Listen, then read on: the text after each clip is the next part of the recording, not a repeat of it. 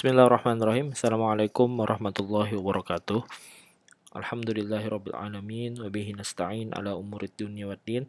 Allahumma shalli ala sayyidina Muhammadin wa ala alihi washabihi ajmain. Amma ba'du.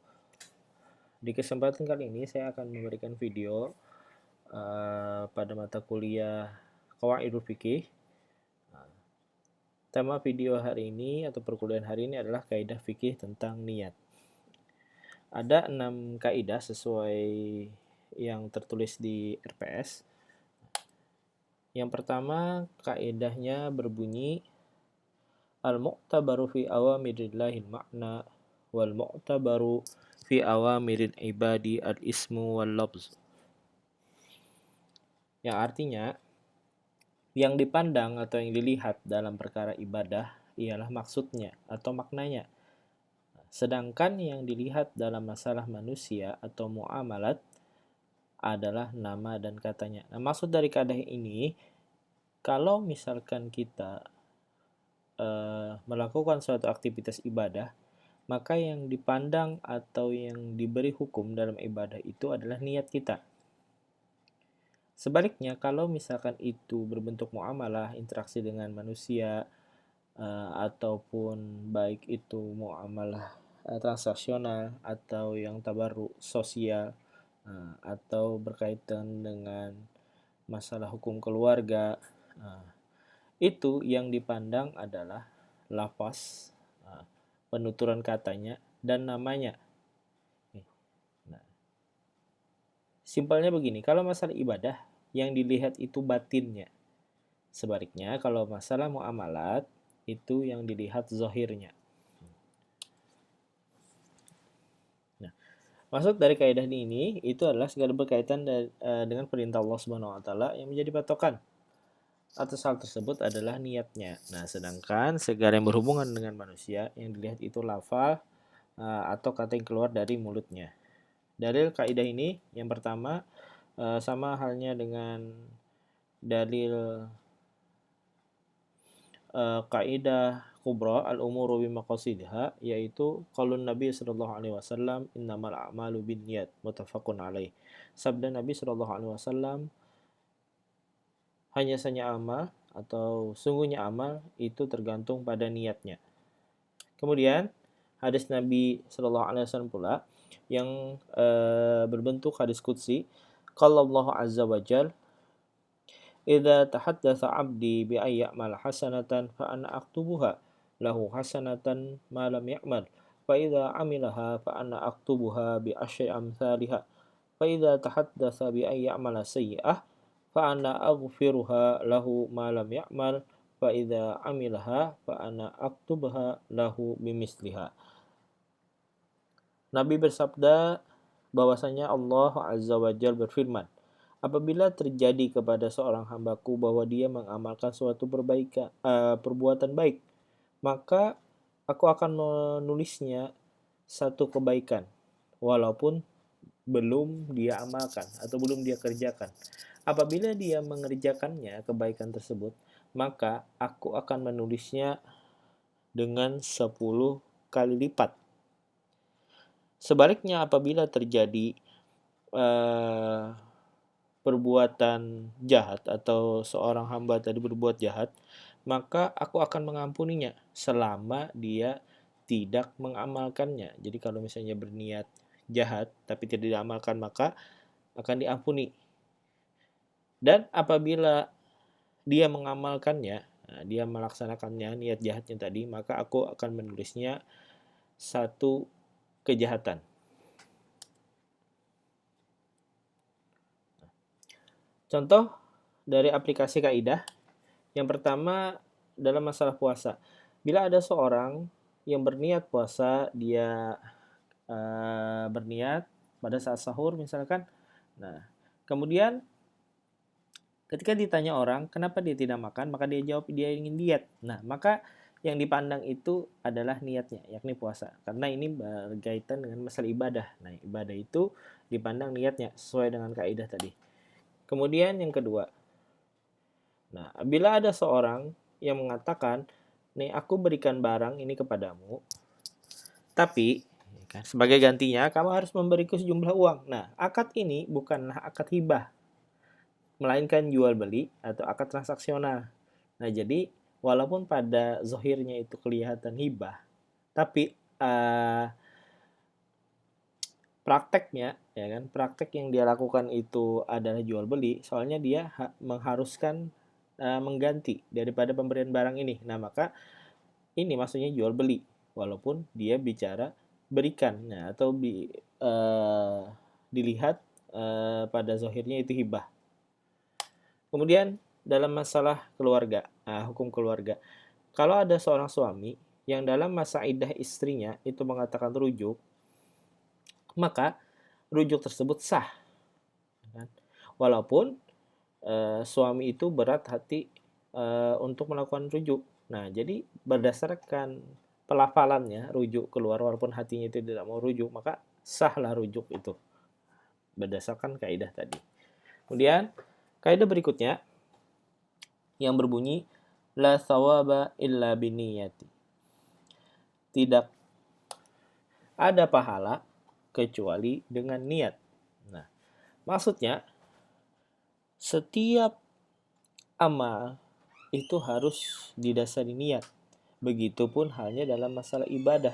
Nah, yang menentukan kualitas ibadah kita, yang menentukan yang kemarin sudah saya jelaskan itu yang menentukan ibadah fardu dan yang lainnya, dan menentukan ibadah dengan yang lainnya itu adalah niat. Nah, jadi penentuan pahala itu juga berdasarkan niatnya. Dalilnya di Al-Quran surah Al-Bayyinah ayat 5, A'udzubillahi minasyaitonirrajim, Bismillahirrahmanirrahim. Wa ma umiru illa liya'budullaha mukhlishina lahuddin, hunafa'a wa yuqimunas shalah wa yu'tuz zakat wa dzalika dinul qayyimah. Dan sabda Nabi sallallahu alaihi wasallam, "Faman hamma bihasanatin falam ya'malha kataballahu tabaraka wa ta'ala indahu hasanatan kamilah. Wa in hamma biha fa'amilaha kataballahu asyral hasanat ila sab'ati dha'fin ila adhafin katsirah." Nabi Shallallahu alaihi wasallam bersabda, barang siapa yang mencita-citakan akan berbuat baik sedangkan dia tidak melakukannya, maka Allah akan menuliskan baginya satu kebaikan yang sempurna. Dan jikalau dia mengerjakan apa yang dia niatkan tadi, maka Allah akan menulis 10 kali lipat atau sampai 7 kali lipat kepada bagian-bagian yang banyak atau kepada kali atau lipatan-lipatan yang banyak. Nah, jadi tidak ada batasnya. Nah, Allah memberikan pahala sesuai dengan niat yang baik tadi. Aplikasi kaidahnya, yang pertama nih, jika ada seorang memberikan uangnya untuk orang lain, tidak dengan keterangan, nah, apakah untuk sedekah, hutang, hibah, atau amanah, nah, maka ini bisa diputuskan kecuali dengan niat si pemberi. Nah, soalnya harus ada kejelasannya. Nah, kalau misalkan orang itu ternyata memberikan hutang, nah maka jadilah hutang. Nah, sebaliknya kalau dia bersedekah, nah makalah sedekah. Nah, kalau amanah berarti itu titipan. Ya. Kemudian begitu pula pada suami yang mengatakan pada istrinya, pulang saja kamu ke rumah orang tuamu. Nah, ini tidak bisa dikatakan talak ataupun bukan kecuali dari niat sang suami. Jadi motifnya itu mengucapkan itu atas dasar apa, ya kan? Kalau misalkan atas dasar marah saja, nah itu tidak jatuh talaknya. Tapi kalau misalkan dengan mengucap itu dia berniat untuk mentalak, nah maka jatuhlah talaknya. Nah, inilah aplikasi kaidah. Jadi niat itu yang bisa memutuskan apa yang belum jelas. Nah, begitu juga dalam hal ibadah. Kaidah yang ketiga, niatul mu'min khairun min amali. Artinya, niat seorang yang beriman lebih baik daripada perbuatannya. Maksudnya, kalau orang yang beriman, seorang muslim, itu sudah berniat, maka dari niatnya itu sudah merupakan suatu kebaikan. Nah, dari berdasarkan dua hadis yang sudah saya baca di atas itu, bisa disimpulkan ya, berniat saja kita nih, seorang beriman berniat saja untuk melakukan perbuatan baik. Nah, itu kita sudah mendapatkan pahala, apalagi kita mengerjakan. Nah, apalagi kita mengerjakannya. Nah, maksud niat itu apa? Niat itu adalah secara bahasa al-qasdu. Nah, dan secara istilah, al-qasdu maksudnya mengkehendaki. Nah, maksudnya secara istilah fikih, ya kan? Atau istilah syara itu qasdu syai'in muqtarinan bi fi'lihi. Kita menghendaki sesuatu beserta ingin mengerjakannya atau akan mengerjakannya. Nah, contohnya kita berniat sholat. Kita berniat sholat kan, mazhab Syafi'i, letaknya di mana? Letaknya di takbir. Nah, kita itu berniat sambil melakukan sholat. Nah, itu yang benar-benar niat. Nah, niat beda dengan hadisun nafs. Hadisun nafs itu kehendak yang tanpa ada realisasi. Contoh misalkan aku hari ini mau makan soto misalkan. Nah, makan soto saja tanpa kamu pergi ke warung atau membuat sotonya, nah itu cuma hadisun nafs. Kalau kamu mau makan soto, nah kemudian kamu berangkat untuk mencari soto tersebut, nah itu baru dinamakan niat. Nah, jadi bisa dimengerti perbedaan niat dengan kehendak saja atau hadisun nafs ya. Nah, jadi kalau niat seorang mukmin, nah niat ya bukan hadisun nafs, nah itu lebih baik daripada amalnya. Dalilnya, ya kan?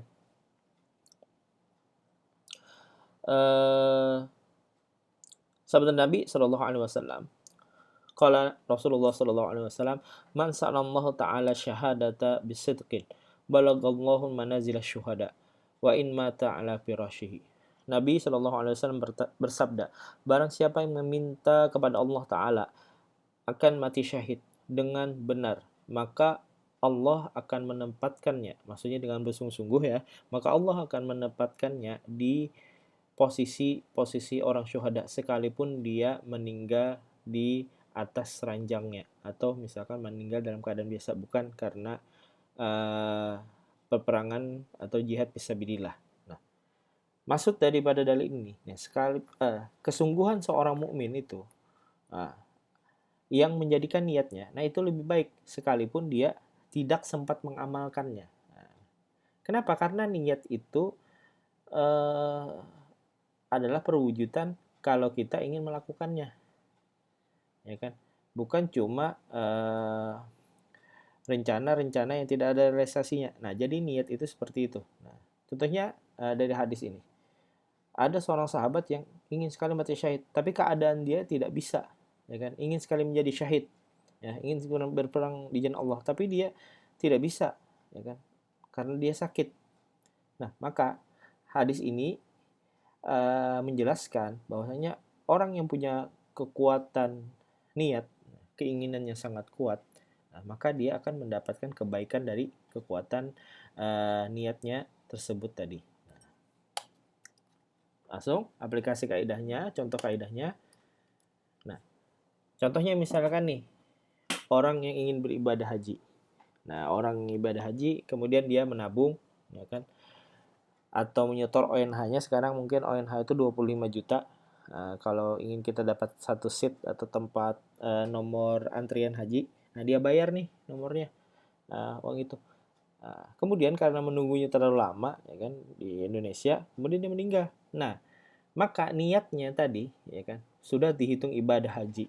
Nah, seperti itu. Walaupun dia belum berhaji, tapi itu niat. Buktinya apa? Buktinya dia sudah nyetor haji itu, ya kan? Nah, dia sudah menabung untuk haji itu. Nah, bukan cuma niat-niat saja tapi tidak menabung, ya kan? Atau mau-mau saja tidak menabung. Nah, itu membedakan niat dan yang lainnya. Kemudian lagi, dalam kehidupan berumah tangga ya, seorang suami yang ingin membahagiakan keluarganya. Nah, baik itu dari segi materi ataupun imateri. Tapi ternyata tidak sesuai ekspektasi, ya kan? Nah, karena suami sudah berusaha maksimal, misalkan ingin membelikan rumah ataupun kecukupan, tapi ternyata apalagi di musim sekarang misalkan sulit, tapi terus berusaha maksimal nih. Nah, maka kebaikannya itu akan dia tuai nantinya. Nah, pasti dia itu nanti mendapatkan pahala. sebagaimana sabda Nabi, setiap nafkah yang diberikan ke mulut istri dan mulut anakmu, nah itu adalah ibadah, ya kan? Nah, dilakukannya seperti apa ya? Dilakukan dengan niat yang baik, ya kan? Niat yang baik. Kaidah berikutnya lagi, al-aimanu mabniyatun 'alal alfazi la 'alal a'rab. Artinya, sumpah itu dibangun atas lapasnya, bukan atas keinginannya. Maksudnya, kalau seorang itu melakukan sumpah, kan, sebagaimana hukum sumpah, sumpah itu harus berdasarkan atau atas nama Allah, bukan atas nama yang lain, ya kan? Nah, itu peraturan sumpah baik itu di pengadilan atau misalkan untuk menguatkan kesaksian atau kebenaran yang kita yakini. Nah, itu harus atas nama Allah. Nah, kalau misalnya seorang itu bersumpah, maka redaksinya lah yang diambil, bukan niatnya. Jadi kalau sudah sumpah, itu redaksi yang keluar dari mulutnya, itu yang diiktibar atau itu yang diambil patokan. Nah, bukan niatnya, ya kan? Dalilnya di surah Fatir ayat 42. Bismillahirrahmanirrahim. Wa aqsimu billahi jahda aimanihim la in ja'ahum nadhirun la yakununna ahda min ahadil umam. Falamma ja'ahum nadhirun ma zadahum illa nufura. Dan mereka itu bersumpah dengan Allah. Jahda aimanihim, sungguh-sungguh mereka bersumpah supaya jika datang akan mereka salah seorang yang memberikan peringatan, nah, maka jadilah dia itu yang paling tertuju daripada salah satu umat. Dan manakala mereka telah datang kepada mereka nazir, maksud nazir itu adalah nabi, nah, dan tidaklah mereka itu menambah kecuali dalam keadaan takut. Nah, contohnya misalkan saksi yang sudah diambil sumpah.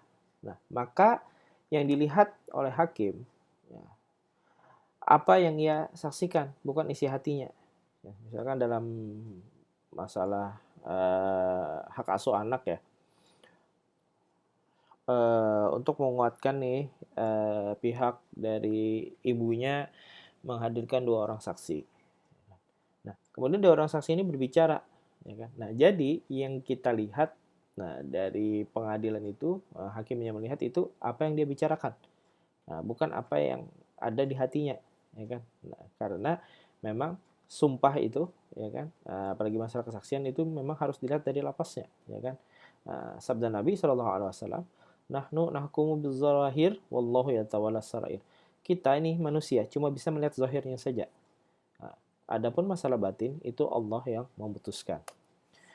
Contoh berikutnya, nah, jika seorang bersumpah untuk tidak menjual barangnya dengan harga 10 juta misalkan. Nah, dan kemudian dia menjual dengan harga 11 juta, maka ini tidak termasuk melanggar sumpah. Kenapa? Karena zahirnya sumpahnya itu 10 juta. Kalau 11 juta kan bukan sumpahnya, ya kan? Nah, ini maksudnya sumpah itu dibangun atas lapas, bukan atas keinginan atau yang ada di dalam hati. Kaidah berikutnya, taksisul ami bin niyati makbulun dianatan la qadaan. Artinya, mengkhususkan sesuatu yang umum dengan niat bisa diterima sebagai gantian, bukan qadaan. Nah, maksudnya, kalau kita melakukan suatu sumpah, nah, kemudian kita mentaksis atau menghususkan sumpah kita yang mungkin masih global itu dengan niat, maka itu bisa diterima sebagai dianah, sebagai gantian, bukan qadaan. Nah, maksudnya qadaan itu adalah bukan itu yang sebenarnya. Nah, bukan itu sebenarnya.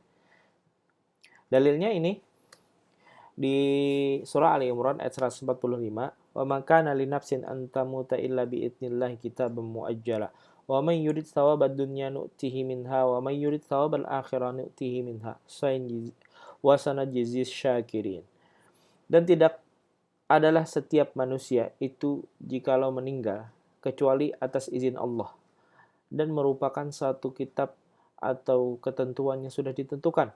Nah, barang siapa yang menginginkan ganjaran di dunia, maka kami, kata Allah, akan berikan daripada yang dia inginkan dari kehidupan dunia. Dan sebaliknya barang siapa yang menginginkan ganjaran di akhirat, maka akan kami berikan juga.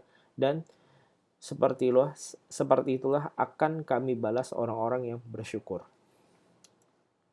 Contohnya nih, jika seorang laki-laki itu bersumpah bahwa setiap perempuan yang dia nikahi akan ditalaknya. Nah, maka jatuhlah talak tersebut kalau dia menikah. Kenapa? Karena dia sudah bersumpah seperti itu. Dan itu sumpah yang tidak baik ya, sumpah yang salah. Sumpah yang tidak boleh sebenarnya dilakukan. Tapi konsekuensi dari sumpahnya itu kalau dia lakukan, maka talaknya itu jatuh. Nah, walaupun dia itu berniat dalam hatinya cuma perempuan dari kota tertentu, misalkan dari kota A, kota B tidak. Walaupun dia nikah di kota B, tetap berlaku sumpahnya itu. Nah, kenapa? Karena tadi berdasarkan kaidah taksisul am biniyah makbul diyanah la qadaan. Jadi tidak bisa diputuskan dia itu mentaksis niatnya tadi. Nah, itu dalam masalah ini ya.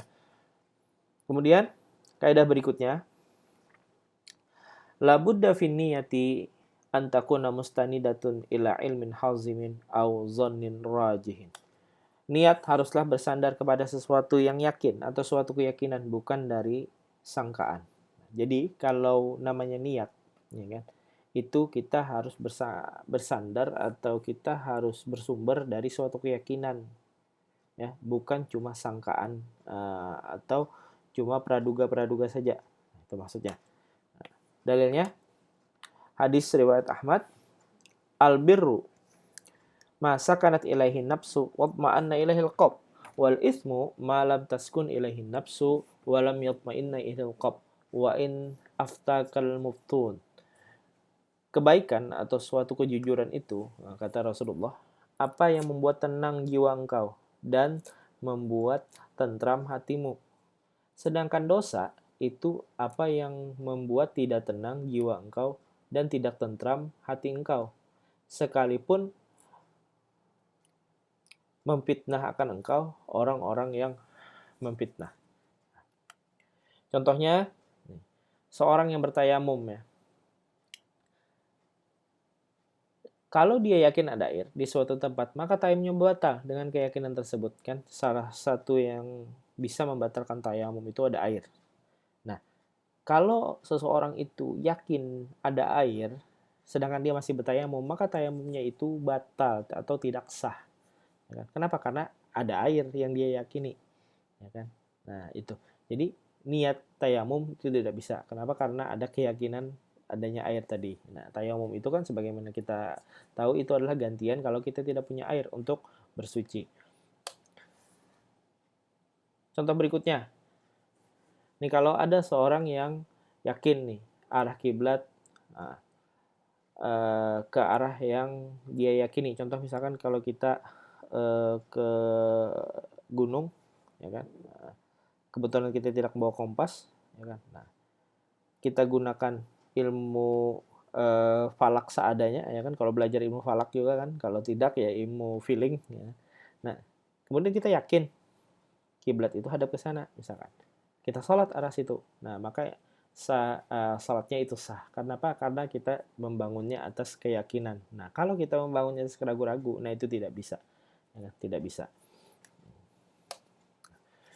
Sekian dari saya penjelasan 6 kaidah. Semoga bermanfaat. Kalau misalkan ada yang ingin ditanyakan boleh tulis saja di komentar ya. Terima kasih atas perhatiannya. Hadanallahu wa iyyakum ajma'in. Wassalamualaikum warahmatullahi wabarakatuh.